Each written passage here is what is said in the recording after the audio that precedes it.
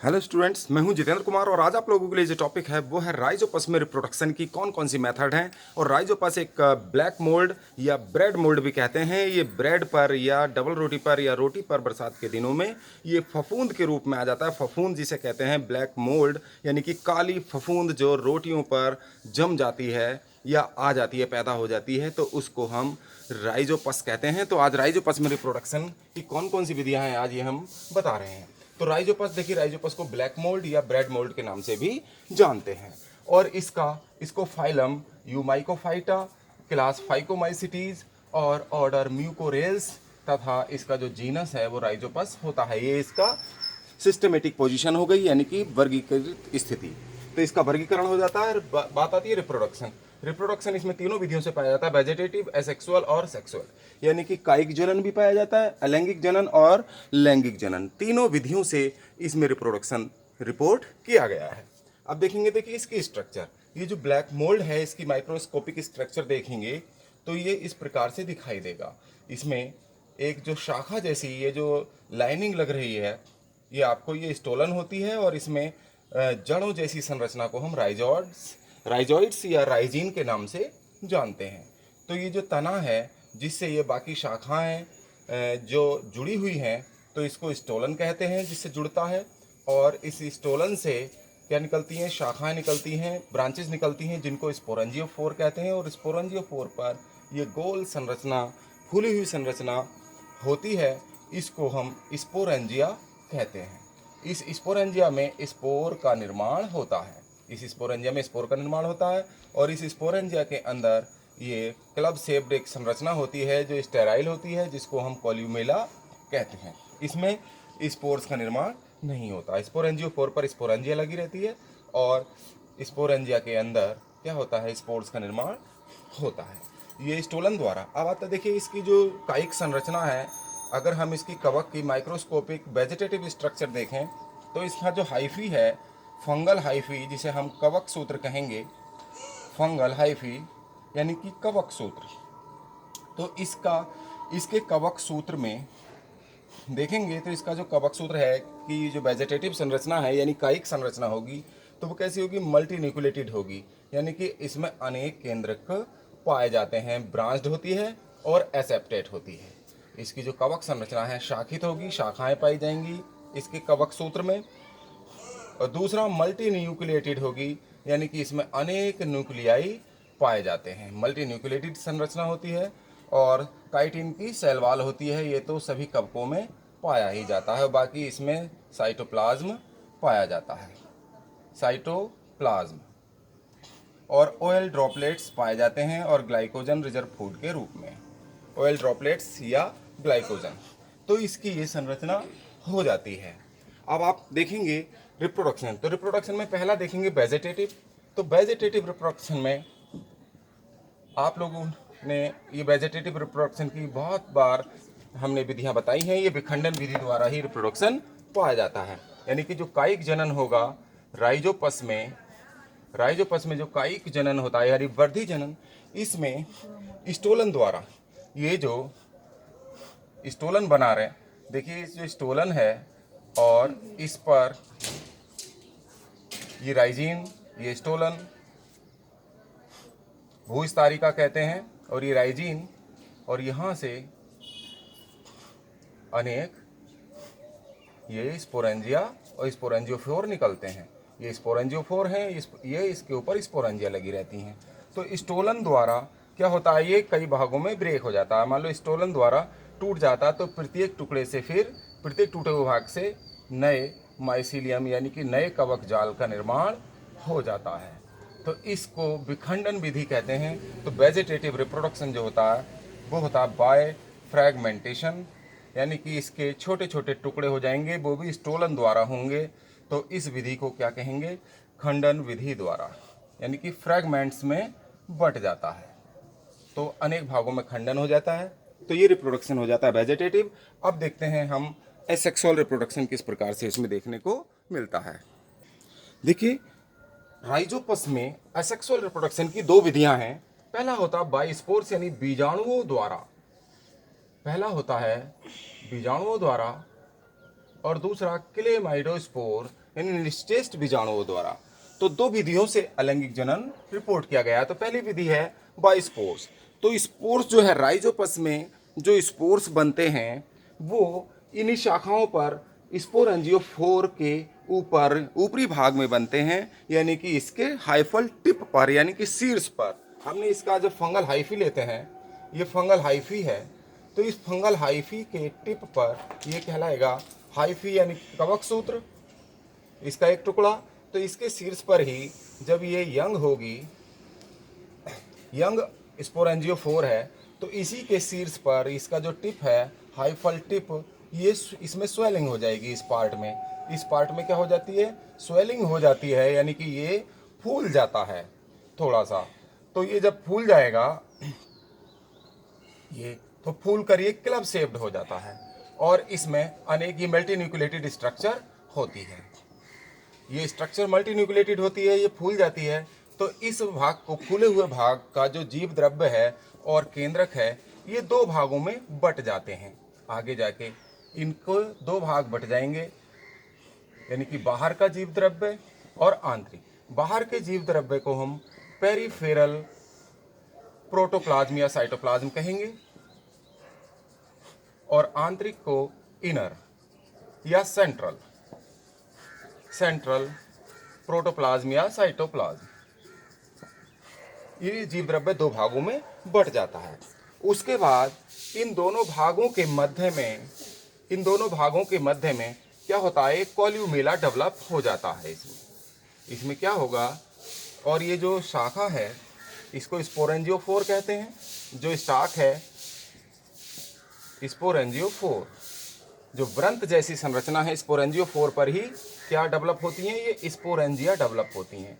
इन गोल फूली हुई संरचना को क्या कहते हैं, जब हाइफल टिप यानी कवक सूत्र की टिप शीर्ष जो है फूल जाएगी, तो इस फूले हुए भाग को स्पोरेंजिया कहते हैं। स्पोर्स इसी मल्टीन्यूक्लिएटेड स्ट्रक्चर के अंदर बनते हैं, और जिस पर ये स्पोरेंजिया लगी रहती हैं, जिस स्टाक पर, उस स्टाक को हम स्पोरेंजियोफोर कहते हैं।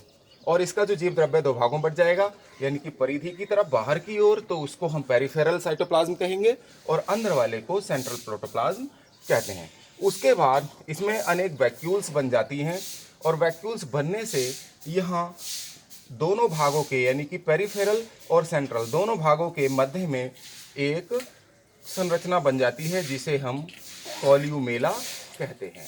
और ये कॉल्यूमेला जो है स्टेराइल संरचना होती है। ये कॉल्यूमेला स्टेराइल संरचना होती है, यानी कि ये बीजाणुओं का निर्माण या स्पोर्स का निर्माण नहीं करती है। यहाँ पर ये कॉल्यूमेला डेवलप हो जाएगी स्पोरेंजियोफोर पर, स्पोरेंजियोफोर, इस पर कॉल्यूमेला डेवलप हो जाएगी। और इसके बाद इसका जो आंतरिक जीव द्रव्य है, इसका जीव द्रव्य साइटोप्लाज्म जो है, दोनों साइटोप्लाज्म का बंटवारा होने पर क्या होगा, इसमें 2 से 10 केंद्रक इसमें पाए जाएंगे, और 2 से 10 केंद्रक जो है क्या करेंगे, इसमें मल्टीन्यूक्लिएटेड स्ट्रक्चर, प्रत्येक केंद्रक साइटोप्लाज्म के साथ मिलकर स्पोर्स में बदल जाएगा। इसमें क्या हो जाता है, स्पोर्स का निर्माण हो जाता है। इस स्पोरेंजिया में 2 से 10 केंद्रक होंगे, न्यूक्लियाई होंगे, और प्रत्येक न्यूक्लियाई क्या होगा, स्पोर्स में बदल जाएगा एक मेम्ब्रेन के साथ। और जब स्पोरेंजिया में स्पोर्स बन जाते हैं, तो कॉल्यूमेला नमी एब्जॉर्ब करके क्या होता, फूल जाता है, और स्पोरेंजिया पर दबाव डालता है, जिससे स्पोरेंजिया क्या हो जाती है, स्पोरेंजिया ब्रेक हो जाती है, स्पोरेंजिया टूट जाती है, फट जाती है। तो स्पोरेंजिया फट जाएगी, तो इसमें से ये स्पोर्स जो है क्या होंगे, बाहर निकल आएंगे। ये कितनी होती है, इनकी संख्या स्पोर्स की होती है 2 से 10 स्पोर्स। प्रत्येक स्पोरेंजिया में 2 से 10 स्पोर होते हैं, और इसके रप्चर होने से स्पोरेंजिया ब्रेक हो जाएगी, फट जाएगी कॉल्यूमेला के दबाव के कारण। ये कॉल्यूमेला दबाव डालता है, और जिससे क्या होगा, ये स्पोरेंजिया फट जाएगी, रप्चर हो जाती है, और स्पोर्स क्या होंगे, बाहर आ जाते हैं। और ये स्पोर्स उसके बाद क्या करेंगे, स्पोर क्या होंगे, जर्मिनेट होकर, इनमें जर्मिनेशन आएगा, जर्मिनेशन होगा, और इनसे एक जर्म ट्यूब निकलती है, इनसे एक जर्म ट्यूब निकलेगी जर्मिनेट होने के बाद। और उसके बाद ये जर्मिनेट होकर फिर से राइजोपस के माइसीलियम यानी कवक जाल का निर्माण कर देते हैं। इस प्रकार असेक्सुअल रिप्रोडक्शन इसमें कंप्लीट हो जाता है। असेक्सुअल रिप्रोडक्शन की दूसरी विधि आती है बाइक्लेमाइडोस्पोर यानी निषेचन बीजाणुओं द्वारा। तो इसमें क्या होता है, जो फंगल हाइफी है तो पानी की कमी के कारण, जब ये क्लेमाइडोस्पोर इसमें पानी की कमी के कारण बनते हैं, इसमें वाटर की कमी हो जाती है। पानी की कमी के कारण क्या है, इस क्लेमाइडोस्पोर बनते हैं। क्लेमाइडोस्पोर्स का निर्माण पानी की कमी के कारण होता है। इसमें क्लेमाइडोस्पोर बनते समय इसका ये जो फंगल हाइफी है, कवक सूत्र है, ये हाइफी कवक सूत्र है, तो फंजाई का हाइफी, इसमें कहीं कहीं पर क्या होता है, इनका जीव द्रव्य क्या हो जाता, गाढ़ा हो जाता है। पानी की कमी के कारण कहीं कहीं पर ये जीव द्रव्य गाढ़ा हो जाता है और इनके चारों ओर क्या बन जाती है, एक भित्ति, एक मोटी भित्ति बन जाती है, एक थिक वॉल बन जाती है। और इन जो ये स्ट्रक्चर बनी थिक वॉल वाली, तो इनको हम क्लेमाइडोस्पोर कहते हैं। ये क्लेमाइडोस्पोर कहते हैं। और ये विपरीत परिस्थितियों में होता है और अनफेवरेबल कंडीशंस में, और जब अनुकूल परिस्थितियाँ आती हैं ये जर्मिनेट होकर सीधे नए माइसीलियम को जन्म देता है। इसमें जर्मिनेशन होगा और इससे फिर से न्यू माइसीलियम यानी कि नया कवक जाल बन जाता है। तो इस प्रकार ये देखा आप लोगों ने कि क्लेमाइडोस्पोर द्वारा रिप्रोडक्शन भी किसमें, राइजोपस में पाया जाता है। यानी असेक्सुअल रिप्रोडक्शन की दूसरी विधि है। पहली बाइस्पोर हमने आप लोगों को ये बताई, बाइस्पोर। तो बाइस्पोर दो यानी कि बीजाणुओं द्वारा। तो बीजाणुओं द्वारा आप लोगों ने देखा किस प्रकार बीजाणु बनते हैं, और उसके बाद क्लेमाइडोस्पोर ये पानी की कमी में बनते हैं, जिसमें फंगल हाइफी का यानी तंतु का कहीं कहीं का जीव द्रव्य गाढ़ा हो जाता है और इसके चारों ओर क्या होता है, मोटी भित्ति बन जाती है। और इस संरचना को हम क्या कहते हैं, क्लेमाइडोस्पोर। और इसको टोरुला स्टेज भी कहा जाता है। टोरुला स्टेज भी इसको कह देते हैं। ऐसी अवस्था को कवकों में टोरुला स्टेज भी कह देते हैं, इसको ध्यान रखिएगा। अब देखते हैं, देखिए वेजिटेटिव हो गया, सेक्सुअल हो गया। अब देखेंगे सेक्सुअल रिप्रोडक्शन किस प्रकार राइजोपस में देखने को मिलता है। राइजोपस में रिप्रोडक्शन की तीसरी विधि आती है सेक्सुअल रिप्रोडक्शन यानी कि लैंगिक जनन। देखिए लैंगिक जनन में, लैंगिक जनन सेक्सुअल रिप्रोडक्शन, तो सेक्सुअल रिप्रोडक्शन में देखेंगे इसमें ये जो स्पेसीज हैं राइजोपस की, ये हेट्रोथैलिक होती हैं। हेट्रोथैलिक इससे पहले भी आपको बताया गया है, लेकिन फिर बता रहे हैं। देखिए हेट्रोथैलिक का मतलब है विषम जालिक प्रजातियां, यानी कि इसमें प्लस और माइनस स्ट्रेन की अलग अलग, प्लस स्ट्रेन और माइनस स्ट्रेन के दो अलग अलग हाइफी आते हैं। प्लस और माइनस स्ट्रेन जो एक मेल की तरह होता है और एक फीमेल की तरह, यानी कि अलग अलग स्ट्रेन के दो हाइफी एक दूसरे के कांटेक्ट में आएंगे। एक होगा ये प्लस स्ट्रेन का हाइफी, प्लस स्ट्रेन का, और दूसरा हाइफी माइनस स्ट्रेन का होगा, माइनस स्ट्रेन का होगा। ये फंगल हाइफी हैं, एक प्लस स्ट्रेन का और एक माइनस स्ट्रेन का, अलग अलग स्ट्रेन के हाइफी आते हैं। तो जब हाइफी या फंगल हाइफी या फंगस अलग अलग स्ट्रेन के होते हैं, यानी कि अलग अलग प्रजातियों के होते हैं, अलग अलग वंश के होते हैं, तो ऐसी प्रजातियों को हम विषम जालिक या हेट्रोथैलिक कहते हैं। क्योंकि ये देखने में तो एक जैसे होते हैं, यानी कि शेप एंड साइज में एक जैसे होते हैं, लेकिन मार्फोलॉजिकली एक होते हैं, लेकिन फिजियोलॉजिकली ये डिफर होते हैं। इनकी जो आंतरिक संरचना है, रासायनिक संरचना है, वो भिन्न होती है। तो ऐसे फंगस क्या कहलाते हैं, हेट्रोथैलिक कहलाते हैं। तो इसलिए प्लस और माइनस स्ट्रेन के एक मेल की तरह और एक फीमेल की तरह व्यवहार करता है। ये एक दूसरे के संपर्क में आते हैं, और एक दूसरे के संपर्क में आने के बाद इनमें क्या होता है कि ये आगे से, इनकी जो टिप है फंगल हाइफी, ये आगे से फूल जाती हैं और आगे से स्वेलिंग हो जाएगी इन फंगल हाइफी में, और एक दूसरे के टच में आ जाते हैं, ये प्लस स्ट्रेन और ये माइनस स्ट्रेन। तो आगे के फूले हुए भाग में अनेक केंद्रक होते हैं।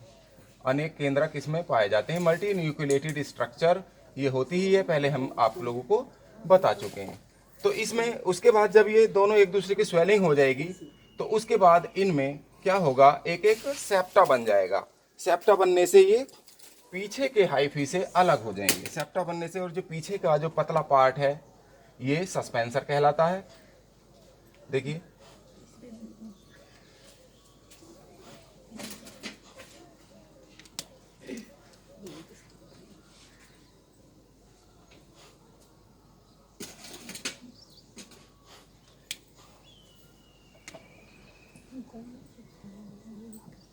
और इनमें एक सेप्टा बन जाएगा, एक दीवार बन जाती है,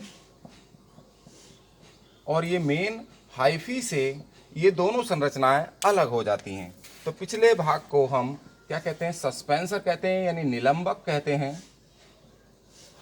रिप्रोडक्शन इसमें नहीं होता, ये भी सस्पेंसर है।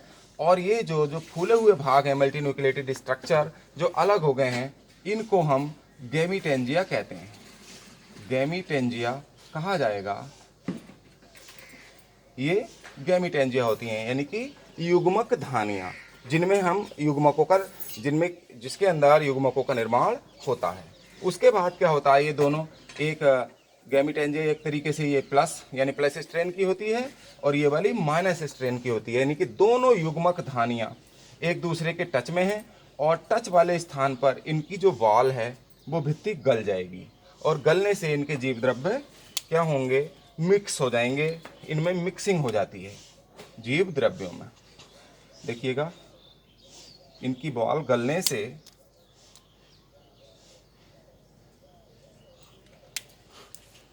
इनके बीच की भित्ति गल जाएगी, और इनके जीव द्रव्य क्या होंगे, मिक्स हो जाएंगे, और केंद्रक भी। ये सस्पेंसर है ही, तो दोनों गैमीटेंजियों के जीव द्रव्य मिक्स हो जाएंगे, केंद्रक भी, ये सब मिक्सिंग हो जाती है इसमें मल्टी न्यूक्लिएटेड स्ट्रक्चर में। और जब मिक्सिंग हो जाएगी तो जीव द्रव्य के जुड़ने को हम प्लाज्मोगैमी कहते हैं। अगर जीव द्रव्य आपस में जुड़ रहे हैं दोनों गैमीटेंजिया के, तो इसको कहेंगे प्लाज्मोगैमी। और उसके बाद इनके केंद्रक भी आपस में जुड़ जाते हैं। इनके केंद्रक भी आपस में जुड़ेंगे तो इस स्थिति को हम कहेंगे कैरियोगैमी। केंद्रकों के जुड़ने को आपस में, केंद्रकों के संलयन को हम कैरियोगैमी कहते हैं, और जीव द्रव्यों के जुड़ने को हम प्लाज्मोगैमी कहते हैं। दो प्रोसेस इसमें होंगी, प्लाज्मोगैमी और कैरियोगैमी के बाद क्या होता है, ये एक स्ट्रक्चर, राउंड स्ट्रक्चर इसमें बन जाती है।